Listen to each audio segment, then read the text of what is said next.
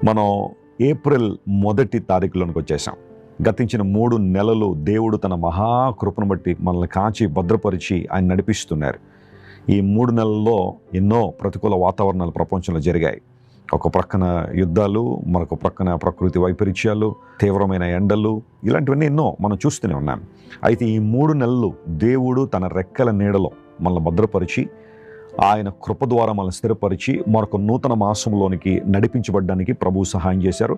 అందును బట్టి మనందరం ప్రభువుని స్తుతింపబద్దులమై ఉన్నాం. ఆయన చేసిన ఉపకారముల్లో దేన్ని మర్చిపోవద్దని. కొన్నిసార్లు అనుకుంటాం మన శక్తి, మన బలం, మన జ్ఞానం, మనకున్న ప్రఖ్యాతి ఇవన్నీ కూడా మనల్ని నడిపిస్తుందని. ఖచ్చితంగా కాదు. కేవలం దేవుని కృప మాత్రమే. ఆయన యొక్క అనిర్వచనీయమైన కృప మనలను ముందుకు నడిపిస్తుంది.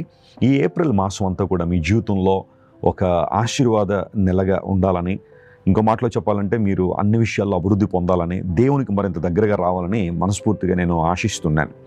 ఒక్కొక్క నెల మన జీవితంలో గడుస్తుంది అంటే దేవుని కృప మరియు ఆయన కార్యాలు మనం నెరవేర్చడానికి మరొక అవకాశాన్ని ప్రభువు మనకు దయచేస్తున్నాడు.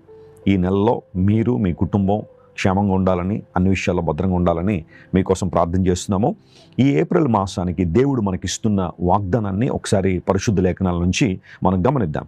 ఈ నెలంతా కూడా ఈ వాగ్దానాన్ని క్లెయిమ్ చేయండి, పట్టుదలగా ప్రార్థన చేయండి. ప్రభు మీ జీవితంలో అసాధారణ కార్యాలు జరిగించడానికి ఆయన ఇష్టపడుతున్నారు. యెషయా గ్రంథం 66వ అధ్యాయం 19వ వచనం చదువుదామా? The book of Isaiah chapter 66 and verse 19. దీనిలో నేను 2 మాటలు మాత్రం చదువుతాను, జాగ్రత్త వినండి.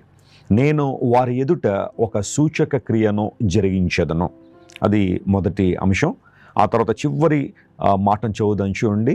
వారు జనములలో నా మహిమను ప్రకటించెదరు.